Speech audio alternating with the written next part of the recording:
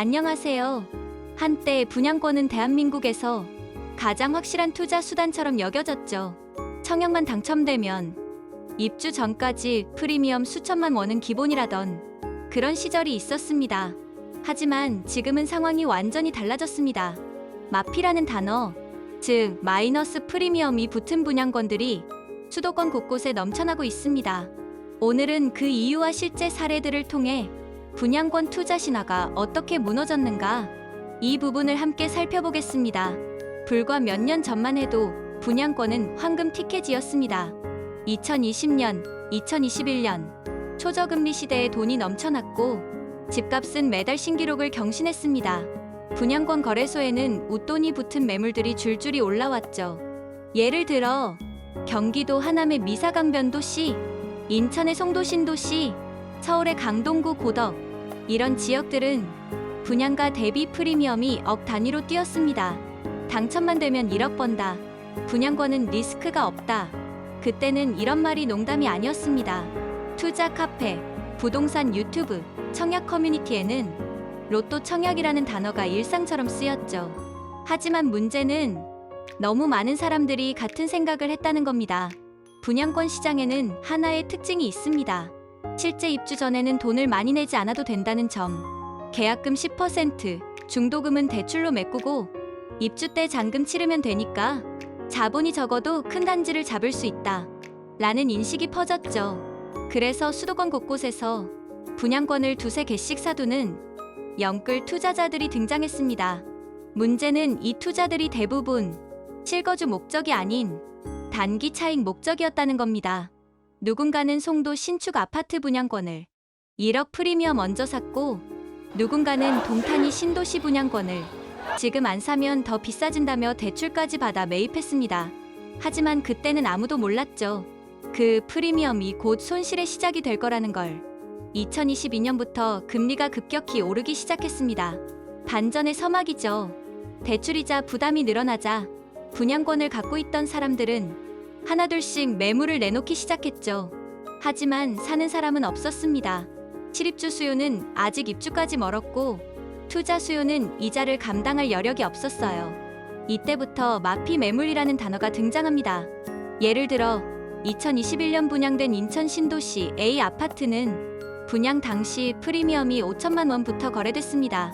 그런데 2023년 마이너스 5천만 원의 매물이 쏟아졌죠.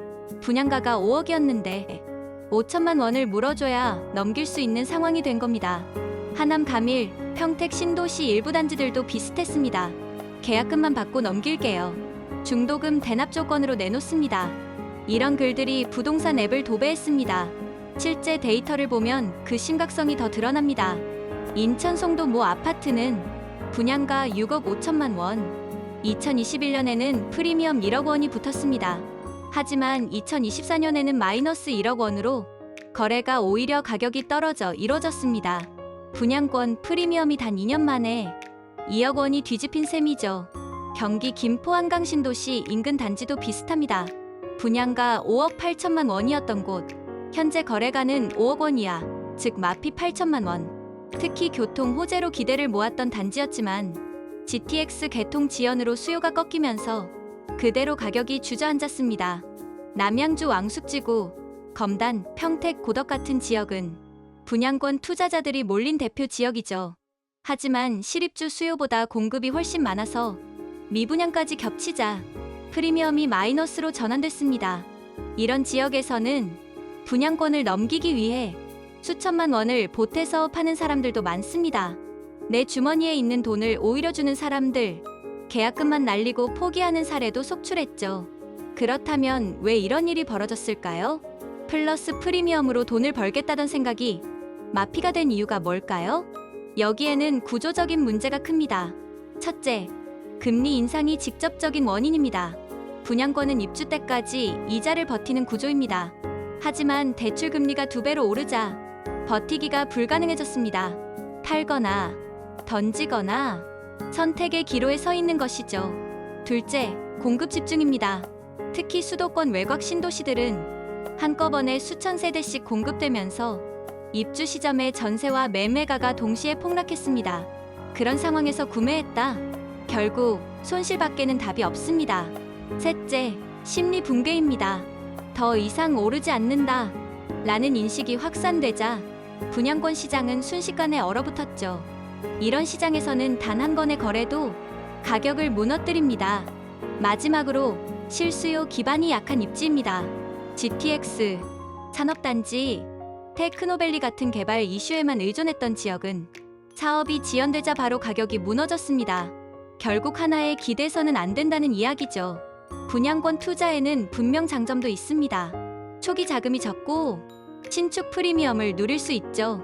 하지만 지금의 시장에서는 타이밍과 입지, 그리고 실수요가 전부입니다.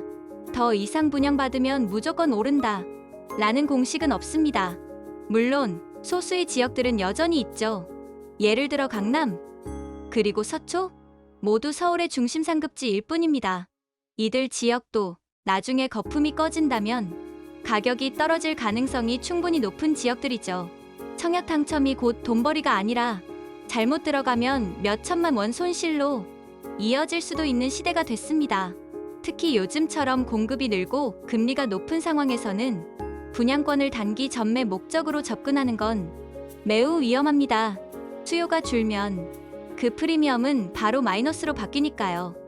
결국 마피는 단순히 가격 하락의 이야기가 아닙니다. 그건 시장의 경고입니다. 남들이 다 사니까 나도 산다. 이런 투자 방식은 언제나 늦습니다.